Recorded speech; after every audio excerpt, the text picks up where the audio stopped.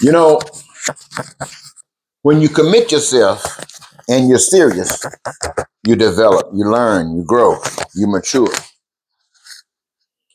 I've been as spokesman and advocate for basic human rights for so long, concerned that that satisfaction, fulfillment, and completeness that I expect for my own living, I can see no less for any of you. That's acceptable to me.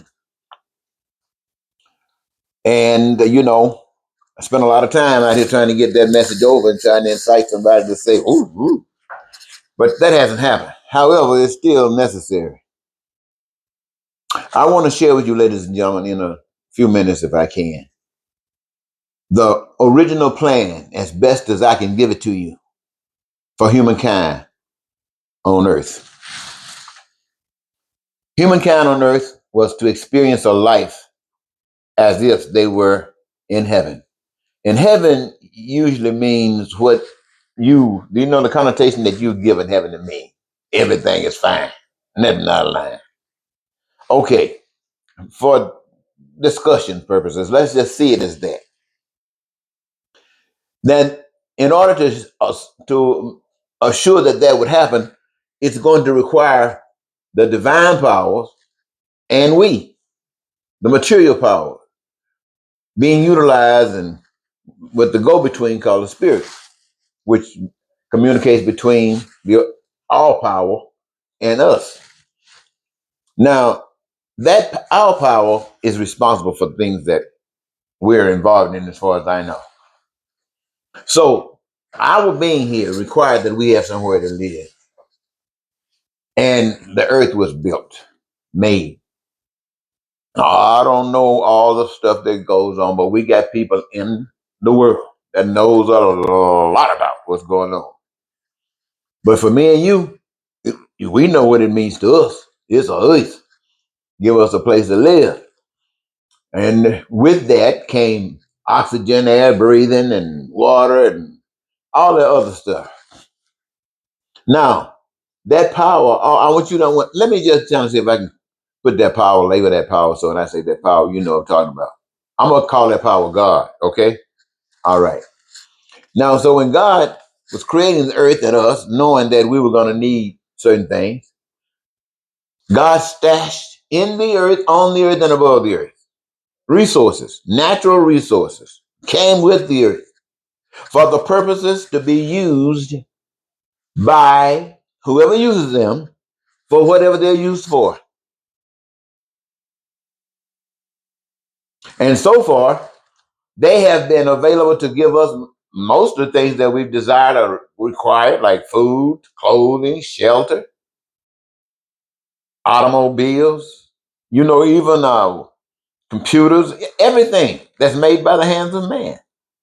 The process works is that we have things that are available to us because we've been exposed to them. We learn how to do them. We have our fantasy with them, and some of these things we just love to get involved in. Others of us have, through our imagination, that magical power speaks through us and gives us information like bringing out the computer or bringing out the telephones on the watches or bringing out AI, bringing out all the things that have come out.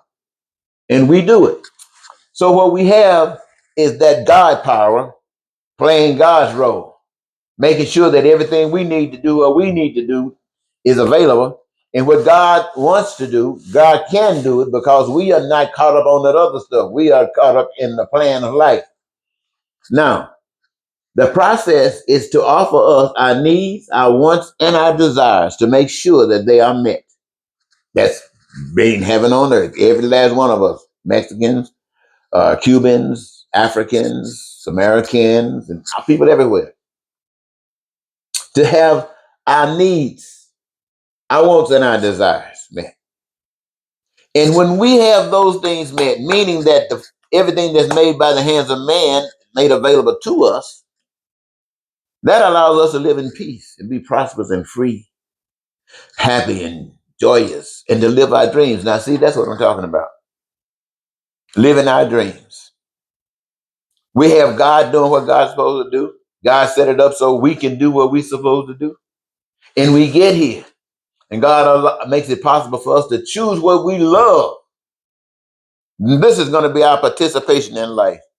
And God going to bless us by giving us joy. Once we connect that love with that joy, hey, there's nothing to stop us. And all of the things that all of the people on earth need, want, and desire is being made available. Because all of us are engaged in the process. Why? Because, hey, we here. And we got to be doing something. Can you imagine here doing nothing? Crazy, huh? So everybody's doing something, except those that are not ready. You know, for instance, just like now, we don't send children out to work. They need a processing period to grow up.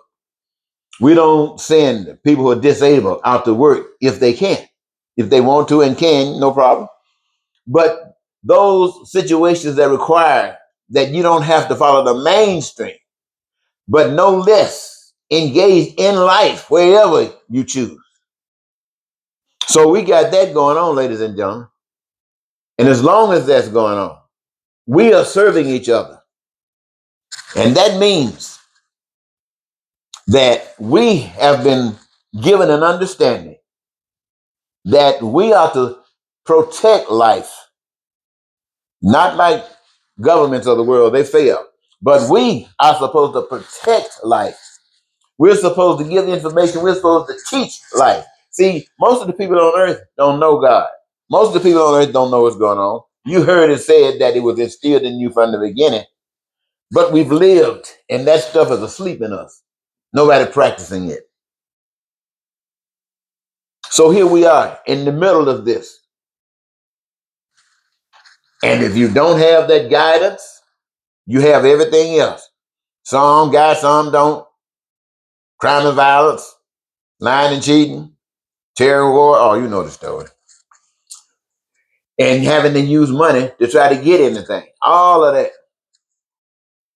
So what our purpose is to make sure that love is number one.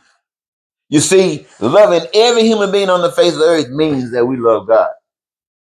Protecting everybody on the face of the earth means we love God. Ain't no other stuff. Nope. We allow somebody to suffer. That means we don't like God. We're going through some changes. We stepped up. We're trying to outdo God. So we have to always love the people who know the truth. Teach by actions and deeds, always at a level of love.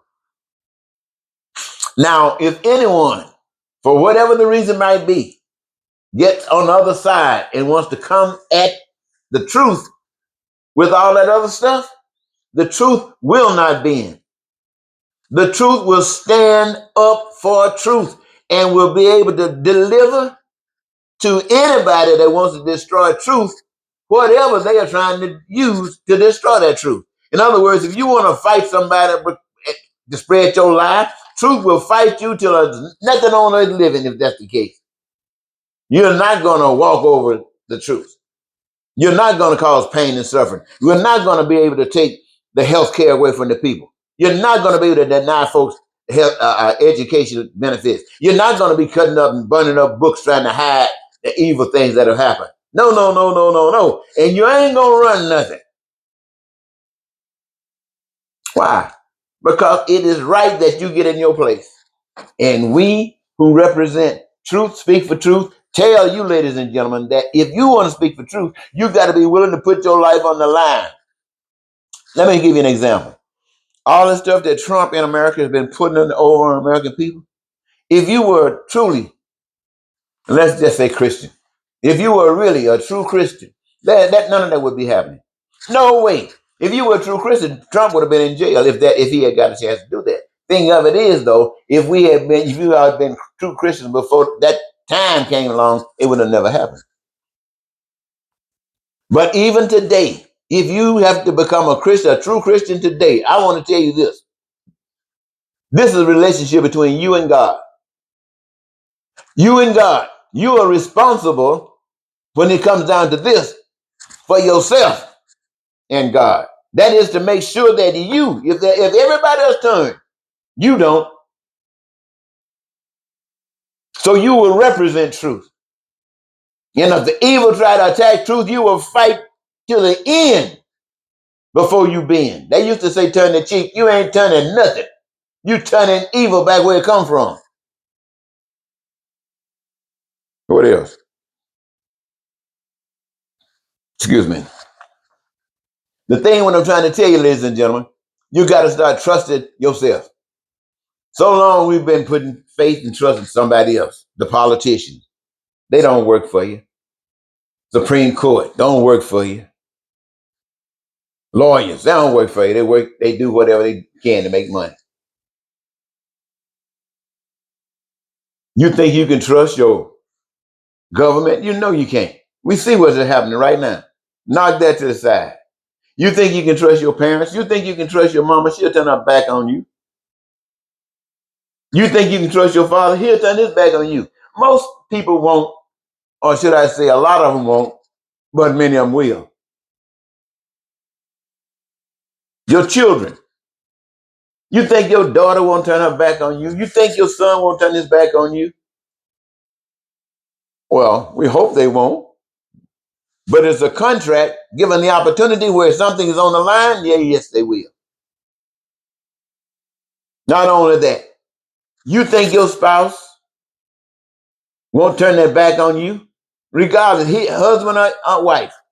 You think they won't turn their back on you? Give them a reason. In a heartbeat. Look at the divorce. All of those promises didn't mean a thing. Look at all the hell going around us in the country. Hasn't meant a thing. So I'm going to tell you, the troubles of the world are here because of the people, not just governments. The governments represent the people. The people got the governments they deserve. And all of the stuff that's going on is going on empowered by the people because the people don't know better. And it's going to keep on going on until the people learn better. There's a process says you shall reap what you sow. The name of that is to teach you what to do and what not to do. You know, you put your hand in the fire. You go? No, you learn. That's the way you do any and everything. The purpose is to be able to live by caring for others, just as you care for yourself, which means you care for God, which means you're protecting yourself and everybody else by representing truth. Now, I want it to be beautiful, ladies and gentlemen. I don't want you to be hurt. I want all of us to do the right thing so you won't be hurt. I don't want a family to fall apart and somebody in that falling apart ends up suffering, end up feeling some pain. I don't want that. If you fall apart, I don't want no pain. I want to make sure we're protected. We got ourselves set up in such a way that everybody is protected in whatever situation we find ourselves in. If you got a divorce, you know what the situation is like today. It could be a big mess.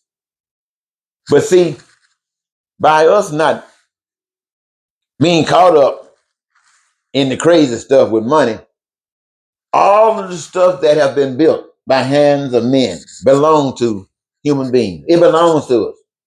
And everything that we need, it has been put before us, and we are prepared for it. People being divorced, having to separate, people who just been together can't take it no more. You ain't gonna go through these struggles. Why? Because we're looking out for one another in situations like this. We don't want you hurt just because you split up.